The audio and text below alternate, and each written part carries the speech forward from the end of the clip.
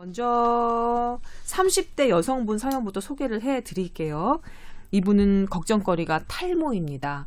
여성 탈모. 예. 그 헤어스타일 여성들한테 중요하잖아요. 물론 남성분들에게도 그러겠지만. 근데 이분은 고등학교 때부터 머리숱 때문에 걱정을 많이 해오신 분이에요. 어머니, 오빠, 집안에도 유전적으로 탈모가 좀 있으셨던 분 같고요. 병원도 가보셨대요. 그래서 판토가 마이녹시 처방받아 사용도 해보셨다고 합니다. 하지만 마이녹실은 뭐랄까 안 나던 부위에 털이 나는 부작용이 또 발생을 해서 중단을 했고 2년 넘게 판토가만 꾸준히 복용 중입니다. 이렇게 말씀해 주셨습니다. 이분도 뭐랄까 여성형 탈모는 치료에 보험 청구도 안 돼서 비용적인 부담도 크고 그렇다고 해서 치료가 그렇게 확 효과가 나는 것도 아니고 여러 가지 좀 걱정이 되시는 모양이거든요.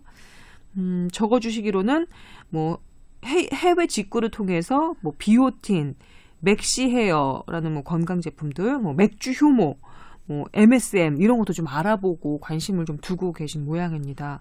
탈모에 대해서 특히 여성 탈모에 대해서 전체적으로 한번 다뤄주시면 어떨까요?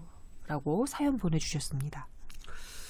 이 판토가를 드시는 분들이 꽤 있거든요. 네. 이 약을 먹는 약인데 이게 그 효모 제품이에요. 효모를 가지고 만든 제품이고 네. 뭐 약과 이제 효모를 이제 만들어서 한 건데 원래 뭐 모발과 손톱 발육 부진에 이제 쓰는 건데요. 뭐 효과가 뭐 있다고 발표는 됐지만 그렇게 뭐 좀 저는 그렇게 효과가 좋다고 평가가 되지는 않아요. 예. 그러니까 이분도 지금 답답해서 또 저희에게 메일도 주셨겠죠. 예. 그리고 여성형 탈모가 훨씬 좀 더 어렵거든요. 그 남성 여성이 탈모 그 진행 양태도 다르고 또 기전도 네. 다른가 보죠. 그렇죠. 그래서 남성은 뭐 이게 호르몬 변화나 이런 것들에 관련된 약들이 조금 듣는 것들도 있는데 네. 여성 부분은 조금 다른 것 같아요. 어떻게 보면 스트레스성 관련된 포션이 조금 더 높지 않나라는 게 저는 조금 그냥 경험상 그렇게 판단돼서 이런 약을 쓸 때 조금 정신과 약을 같이 조금 포함해서 쓰는 경우가 꽤 있어요. 저는요. 아, 네. 그렇게 효과가 조금 더 있는 것 같고요. 어떤 종류의 정신과 약이요? 그러니까 뭐 좀 해피드럭이라고 해서 뭐 심하게 뭐 재우거나 안정을 시키는 게 아니라 약간 그 우울증 환자들이 업을 시켜주는 그런 게 있어요. 그래서 네. 그런 계통의 약과 같이 처방을 한다거나 조금 수면제 처방이나 진정제 처방을 아주 간단하게 해서 좀 릴렉스 시키는 형태를 하면서 이 치료를 하는 게 효과가 조금 더 있다고 저는 보거든요. 그러면 그래서, 네. 탈모 같은 경우는 피부과를 가게 되죠? 피부과를 가게 되죠? 아닌가요? 탈모 전문 병원을 주로 가게 되죠. 그게 피부과일 수도 있고요. 아니면 네. 다른 과 전문의가 할 수도 있어요. 아, 그래요? 예. 근데 그런 탈모 전문 병원에서 정신과 약도 처방을 해 주실 수 있나요? 그렇죠. 근데 뭐 정신과 약 그 정도는 처방을 할 수가 있는데, 이제 이게 탈모 약은 원래 보험들이 다 잘 안 돼요. 예, 그래서 돈이 많이 들고, 뭐 이렇게 해서 안 되는 사람들은 이제 두피 케어나 이런 거 받다가 결국에는 이식을 하죠. 머리카락을. 여성도요? 예. 여성 요즘에 많이 해요. 아, 그래요? 특히 여기 옆머리 있잖아요.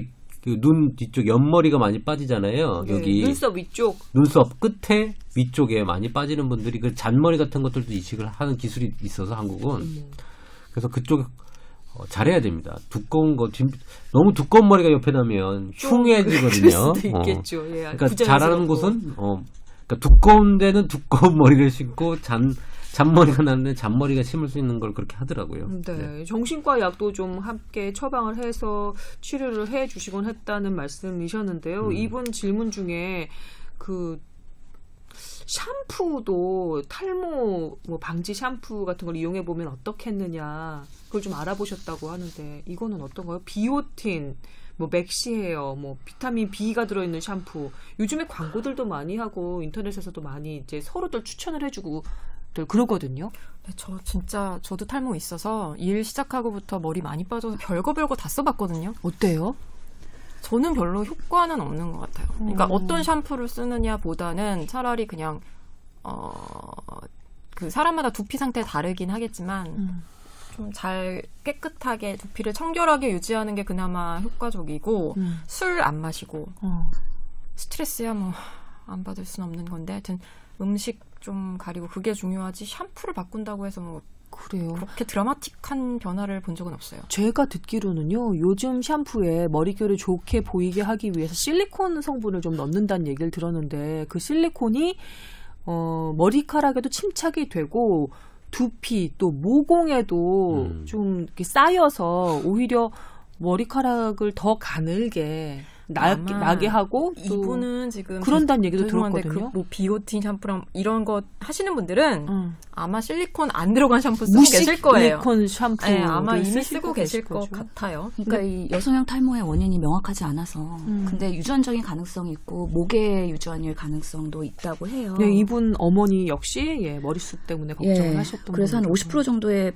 확률이 있다고 하고요. 하지만 말씀하신 것처럼 임 원장님이 그런 생활하면서 스트레스, 특히 젊은 여성은 육아 아니면은 격심한 다이어트, 불규칙한 생활 습관 그런 것들이 있기 때문에 그런 것들은 뭐 라이프 스타일 교정을 하면서 개선할 수 있는 것들 그리고 음식, 서구화된 식습관 이런 것들을 개선하는 게 좋을 것 같고요.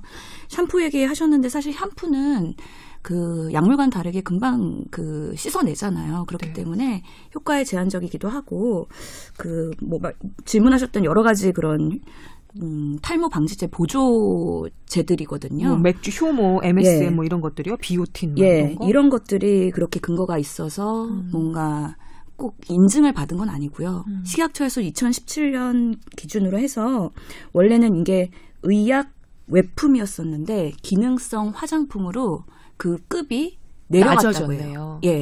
그래서 지금 FDA 공인 승인받는 건 약물 치료거든요. 미녹시딜이나 아니면은 그 프로페시아 이런 거 외에 다른 것들은 사실 근거나 아니면은 그 비용 대비 효과성 이런 것들이 부족한 경우가 많죠.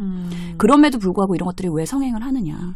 뾰족한 답변이 없기 때문에 그럴 수도 있어요. 답답하니까. 그게 안타깝기 때문에 지푸라기 짚는 심정이라도 이것저것 다 해보는 거죠.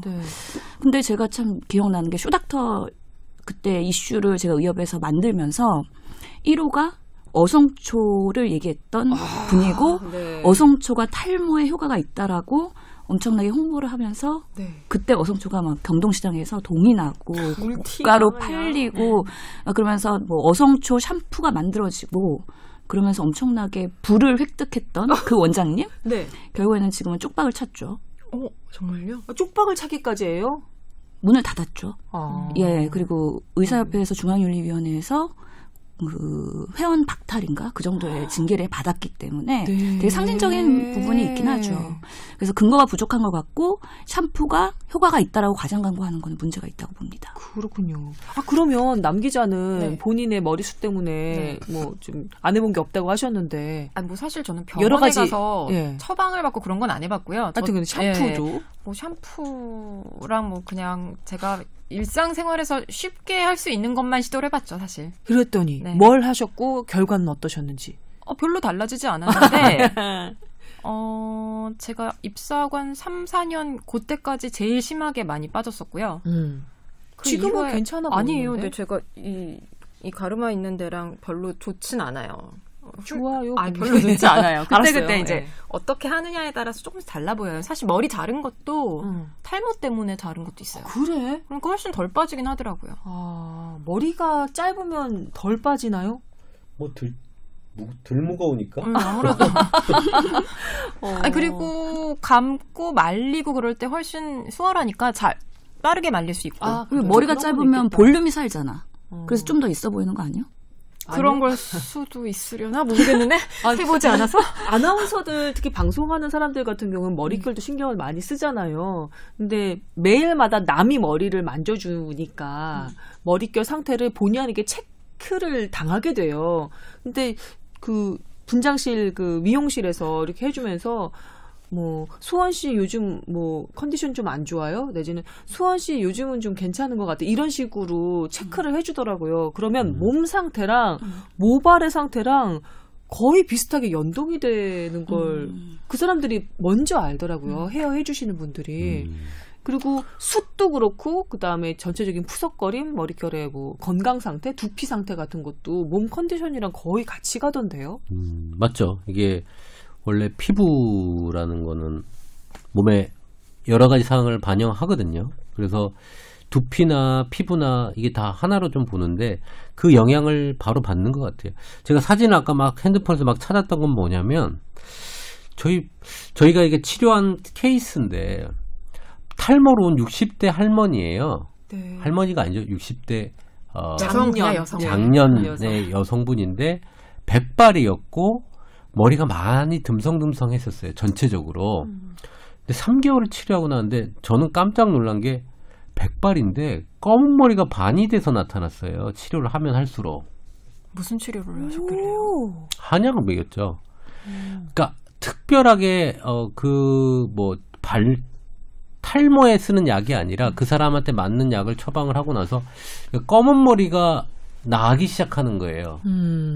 그러니까 이게 모발 자체에 대한 얘기를 하는 것보다는 이 몸의 컨디션을 조절하는 게 제일 중요하다라는 진짜, 게 핵심이라니까. 정말. 그 생각을 합니다. 그래서 그 사람이 안 좋았던 걸 싹 정리를 하고 나니까 모발이 나는데 처음에 모발이 날 때의 반응은 보통 약한 모발이 빠져요. 그래서 가는 모발이 좀 빠지고 그 다음에 새로운 두꺼운 모발이 나야 돼요. 새 모발이. 근데 그 두꺼운 모발이 검은색이에요. 그래서 하얀색 머리에서 반이 검은색 머리카락으로 나는데 두꺼워요. 그래서 그 사진을 제가 너무 신기해가지고 찍어놨어요.